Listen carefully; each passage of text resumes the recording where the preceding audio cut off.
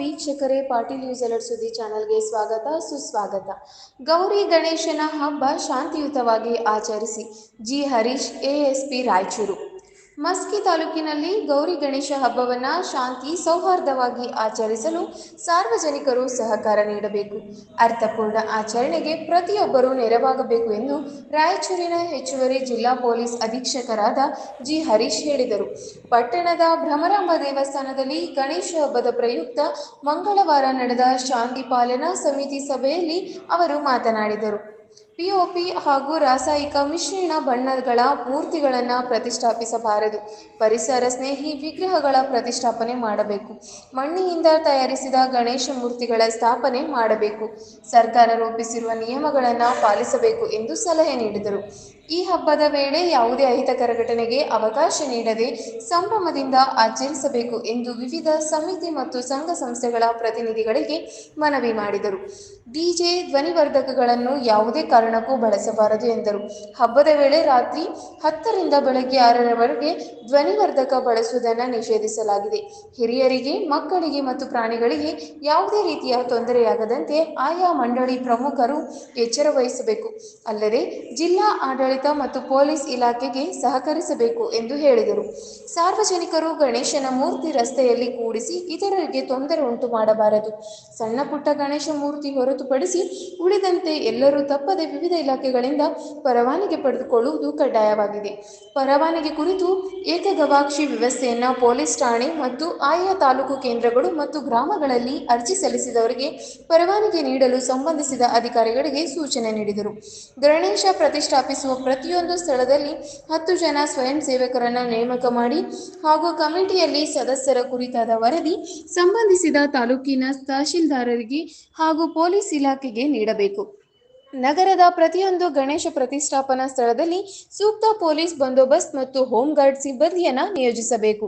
ಗಣೇಶ ವಿಸರ್ಜನಾ ಹೊಂಡದ ಬಳಿ ಪರಿಣಿತ ಈಜುಗಾರರು ಮತ್ತು ಅಗ್ನಿಶಾಮಕ ಇಲಾಖೆ ಸಿಬ್ಬಂದಿ ಇರುವಂತೆ ಮುನ್ನೆಚ್ಚರಿಕೆ ವಹಿಸಬೇಕೆಂದು ನಿರ್ದೇಶನ ನೀಡಿದರು.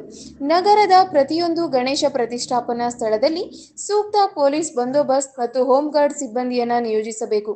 ಗಣೇಶ ವಿಸರ್ಜನಾ ಹೊಂಡದ ಬಳಿ ಪರಿಣಿತ ಈಜುಗಾರರು ಮತ್ತು ಅಗ್ನಿಶಾಮಕ ಇಲಾಖೆ ಸಿಬ್ಬಂದಿ ಇರುವಂತೆ ಮುನ್ನೆಚ್ಚರಿಕೆ ವಹಿಸಬೇಕೆಂದು ನಿರ್ದೇಶನ ನೀಡಿದರು.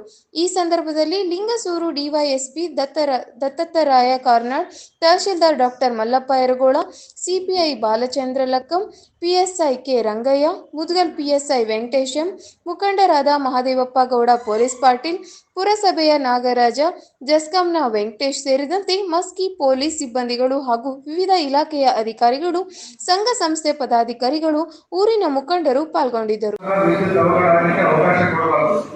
ಅದೇ ರೀತಿ ಗಣೇಶ ಮಂಡಳಿಯವರು ನಿಮ್ಮ ಗಣೇಶವನ್ನ ಪ್ರತಿಷ್ಠಾಪನೆ ಮಾಡತಕ್ಕಂಥ ಪೂರ್ವದಲ್ಲಿ ನಾವು ಮಸ್ಕಿ ಸಿಕ್ಕವರು ನಮಗೆ ಇವತ್ತಿಂದ ನೀವು ಸಿಂಗಲ್ ವಿಂಡೋ ಸಿಸ್ಟಮ್ ಅನ್ನ ನೀವು ಮಾಡಿಬಿಟ್ಟು ನಮ್ಮ ತಹಶೀಲ್ದಾರ್ ಕಚೇರಿಯಿಂದ ಒಬ್ಬರು, ಮುನ್ಸಿಪಾಲಿಟಿ ಕಚೇರಿಯಿಂದ ಒಬ್ಬರು, ಜಸ್ಕಾಂ ಇಲಾಖೆಯಿಂದ ಒಬ್ಬರು ಮತ್ತು ಇದರಿಂದ ಫೈರ್ ಡಿಪಾರ್ಟ್ಮೆಂಟ್ ಇಂದ ಒಬ್ಬರು ಮತ್ತು ನಮ್ಮ ಪೊಲೀಸ್ ಅಧಿಕಾರಿಗಳು ಬೆಳಗ್ಗೆ 9 ಗಂಟೆಯಿಂದ ಸಂಜೆ 6-7 ಗಂಟೆವರೆಗೂ ಒಂದು ಸಿಂಗಲ್ ವಿಂಡೋ ಸಿಸ್ಟಮ್ ಮಾಡ್ತೀವಿ. ಎಲ್ಲರೂ ಸಹ ಇಲ್ಲೇ ಬಂದು ನೀವು ಅರ್ಜಿಯನ್ನು ಕೊಡಬೇಕು. ಮತ್ತೆ ಪ್ರತಿ ಕಚೇರಿಗೆ ಹೋಗ್ಬಿಟ್ಟು ನಿಮ್ಮ ಸಮಯಕ್ಕೆ ವ್ಯರ್ಥ ಆಗಲಿಕ್ಕೆ ನಾವು ತೊಂದರೆ ಕೊಡೋದಿಲ್ಲ. ಅದನ್ನು ನಾವು ಸದುಪಯೋಗಪಡಿಸಬೇಕು. ಆನಂತರ 2016 ಇಸ್ವಿಯಿಂದ ರಾಯಚೂರು ಡಿಸ್ಟಿಕ್ಕಲ್ಲಿ ಒಂದು ಇದನ್ನು ಅಳವಡಿಸ್ಕೊಂಡು ಬಂದಿದೆ. ಆ ಡಿಜೆ ಆಗ್ತಕ್ಕಂಥ ಸಂದರ್ಭದಲ್ಲಿ ಒಂದು ಬೇಸು 2 ಸ್ಪೀಕರ್ನ ಅಳವಡಿಸ್ಕೋಬೇಕು ಅಂತ ನೀವು ನಮ್ಮ ಹತ್ರ ಗೊತ್ತಿದೆ. ನಾವು ಒಂದೇ ವಿಜೃಂಭಣೆ ಮಾಡ್ತೀವಿ. ನಿಮ್ಮ ಸಂಭ್ರಮಕ್ಕೆ ನಾವು ಯಾವುದೇ ಕಾರಣಕ್ಕೂ ಅಡ್ಡಿಪಡಿಸೋದಿಲ್ಲ. ಆದರೆ ಆ ಸಂಭ್ರಮಕ್ಕೆ ಅದು ಅತಿರೇಕ ಆಗಬಾರ್ದು. ನಮ್ಮ ಸಂತೋಷ ಸಂಭ್ರಮಕ್ಕೆ ಅದು ಸೀಮಿತ ಆಗಬಾರ್ದು. ಅತಿರೇಕ ಆಯಿತು ಅಂತಂದರೆ ಬೇರೆ ಜನರಿಗೆ ತೊಂದರೆ ಆಗುತ್ತೆ. ತಮಗೆ ಗೊತ್ತಿರಲಿ, ತಾವು ಬೇಕಾದ್ರೆ ಗೂಗಲಲ್ಲಿ ತಾವು ಪರಿಶೀಲನೆ ಮಾಡಿ ನೋಡಿ. ನಾಯ್ಸ್ ಪೊಲ್ಯೂಷನ್ ಬಂದ್ಬಿಟ್ಟು ಮ್ಯಾಕ್ಸಿಮಮ್ಮು ಅಲ್ಲಿ 3 ರೀತಿ ಇದೆ. ಒಂದು ಕಮರ್ಷಿಯಲ್ ಅಂತಂದು, ಅಂದರೆ ಈ ಸಾರ್ವಜನಿಕ ಸ್ಥಳದಲ್ಲಿ ಇರ್ತಕ್ಕಂಥ ಇದರಲ್ಲಿ 1 ಡೆಸಿಬಲ್ನ ನಿಗದಿ ಮಾಡಿದ್ದಾರೆ. ಅದೇ ರೀತಿ ರೆಸಿಡೆನ್ಷಿಯಲ್ ಏರಿಯಾ ಅಂತಂದು ಅಲ್ಲಿ ಒಂದು ಮಿತಿಯನ್ನು ನಿಗದಿ ಮಾಡಿದ್ದಾರೆ. ಮತ್ತು ಸೈಲೆಂಟ್ ಝೋನ್ ಅಂತಂದು ಎಲ್ಲಿ ಸರ್ಕಾರಿ ಆಸ್ಪತ್ರೆ ಇರುತ್ತೆ, ಗರ್ಭಿಣಿಯರ ಆಸ್ಪತ್ರೆ ಇರುತ್ತೆ, ಚಿಕ್ಕ ಮಕ್ಕಳ ಆಸ್ಪತ್ರೆ ಇರುತ್ತೆ ಅಥವಾ ಸ್ಕೂಲ್ ಝೋನ್ ಇರುತ್ತೆ, ಅಲ್ಲಿ ಒಂದು ಶಬ್ದದ ಮಿತಿಯನ್ನು ನಿಗದಿ ಮಾಡಿದ್ದಾರೆ.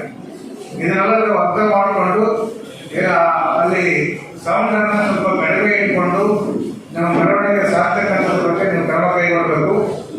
ಆಮೇಲೆ ಈಗ ಡಿಜೆ ಮೊದಲೆಲ್ಲ ನಾವು ನೋಡ್ತಾ ಇದ್ದೀವಿ, ನಾವು ಮಸ್ಕಿನಲ್ಲಿ ರಾತ್ರಿ 10 ಗಂಟೆಗೆ ಸಂಪೂರ್ಣವಾಗಿ ಮೆರವಣಿಗೆ ಮುಕ್ತಾಯ ಆಗ್ತಿತ್ತು. 2009, 10, 11 ನಾನು ಇದೇ ಜಿಲ್ಲೆಯಲ್ಲಿ ನಾನು ರಾಯಚೂರಿನಲ್ಲಿ ಕೆಲಸ ಮಾಡ್ತಕ್ಕಂಥ ಸಂದರ್ಭದಲ್ಲಿ ಅದು ಈಗ 12 ಗಂಟೆ ನಂತರ ಆಗ್ತಾ ಇದೆ. ಬಟ್ ನಮ್ಮ ಡಿಜೆ ಕೊಡಲಿಕ್ಕೆ ಪರ್ಮಿಷನ್ ಇರ್ತಕ್ಕಂಥದ್ದು ರಾತ್ರಿ 10 ಗಂಟೆವರೆಗೆ ಮಾತ್ರ. ಅದಕ್ಕೆ ನಾವೇನು ನಮ್ಮ ಮನವಿ ಏನಂತಂದ್ರೆ, ನೀವು ಸಂಜೆ 6-7 ಗಂಟೆ ನಂತರ ನೀವು ಮೆರವಣಿಗೆ ಪ್ರಾರಂಭ ಮಾಡಬಹುದು. ಮಧ್ಯಾಹ್ನ 3 ಅಥವಾ 4 ಗಂಟೆಗೆ ನೀವು ಪ್ರಾರಂಭ ಮಾಡಿಬಿಟ್ಟು ರಾತ್ರಿ 10-10:30 ಒಳಗಡೆ ನಿಮ್ಮ ಮೆರವಣಿಗೆಯನ್ನ ಮುಕ್ತಾಯ ಮಾಡಲಿಕ್ಕೆ ಕ್ರಮ ಕೈಗೊಳ್ಳಬೇಕು. ಇದನ್ನೆಲ್ಲ ಬಂದಿರತಕ್ಕಂಥ ಸಾರ್ವಜನಿಕರು ಇದನ್ನೆಲ್ಲ ತಾವೆಲ್ಲರೂ ಸೇರಿ ಒಂದು 9ರಿಂದ ಅದೇ ರೀತಿ